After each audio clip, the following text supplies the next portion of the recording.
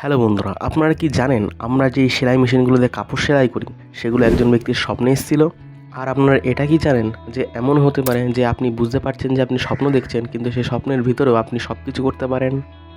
আর আপনি এটা জেনেও হয়তো অবাক হবেন যে পুরুষদের স্বপ্নে বেশিরভাগ 70%ই পুরুষই হয়ে থাকে, কিন্তু এরকমটা মহিলাদের স্বপ্নে মোটেও হয় না। তো আজকের ভিডিওতে এমনই কিছু আমি ফ্যাক্টস বলতে চলেছি যেগুলো জেনে আপনি অবাক হবেন।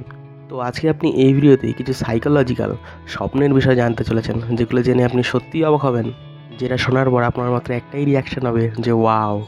তাই ভিডিওটি শেষ পর্যন্ত অবশ্যই দেখুন। তো চলুন শুরু করা যাক। তো ফ্যাক্ট নাম্বার 1, তো আপনি এটা কি জানেন যে পৃথিবীর অনেক জিনিস যা স্বপ্ন থেকে আবিষ্কার হয়েছে, যেটা মানুষ স্বপ্নে দেখে তারপরে অ্যাপ্লাই করেছে। আমি একদম ঠিকই বলছি। যেমন ধরুন সেলাই মেশিনের আবিষ্কার, সেটাও কিন্তু স্বপ্নের থেকেই হয়েছে। যেমন তো একজন ব্যক্তি সে স্বপ্নে দেখে সে একজন আদিবাসীর ডেরায় আছে, তো সেই ডেরা থেকে সে বেরোতে পারছে না, অনেকটা জেলের মতো। তো এই ব্যক্তি দেখে যে আদিবাসীর একটা সেলাই মেশিন ব্যবহার করছে এবং সেই মেশিন থেকে তাদের নানান ধরনের অস্ত্র তৈরি করছে, অনেকটা সেলাই করে। তো তারপর থেকে তার মাথায় একটি ইউনিক বুদ্ধি আসে এবং সে সেলাই মেশিনটি তৈরি করে। নাম্বার 2, যে ব্যক্তি অন্ধ হয় তার স্বপ্ন কিন্তু আমাদের থেকে একদমই আলাদা।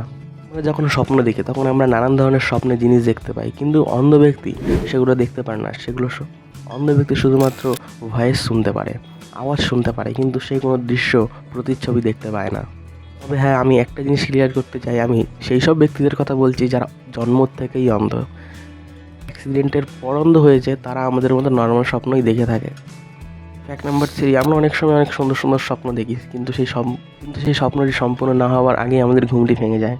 তো সেই ক্ষেত্রে কী করতে পারেন, এটা একটা সাইকোলজি ফ্যাক্ট, যেটা হচ্ছে তখনই আপনি ঘুমিয়ে পড়তে পারেন এবং অনেকটা সোজাভাবে ঘুমাবেন, তাহলে সেই স্বপ্নটি আবার পুনরায় শুরু হয়ে যেতে পারে যেখান থেকে শেষ হয়েছিল। তো এটার সম্ভাবনা পুরো 100% তো বলা যায় না, কিন্তু এটা হতে পারে, সম্ভাবনা অনেক প্রবল।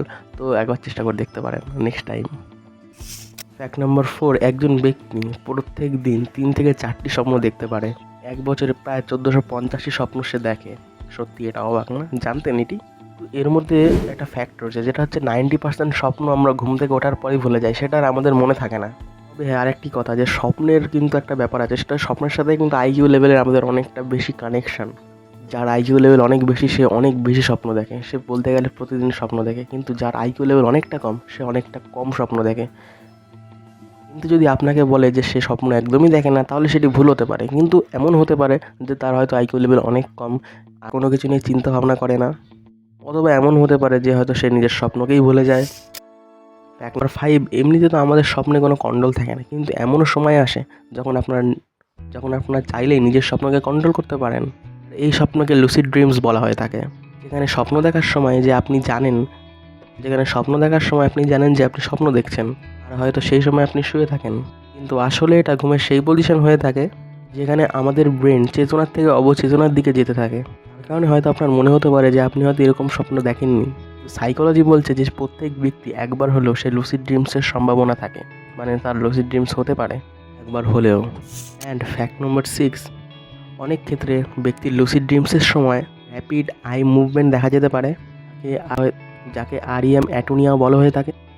এই ক্ষেত্রে মানুষ তার শরীর নাড়াতে পারে না। অনেকেই বলে বোবা বুঝে ধরেছে। সাইকোলজি বলছে এটা খুবই নর্মাল ব্যাপার। এমনকি অনেক সময় সেই ব্যক্তির ঘুম ভাঙার 10 মিনিট পর পর্যন্ত দেখা যেতে পারে, যাকে স্লিপ প্যারালাইসিস বলা হয়ে থাকে।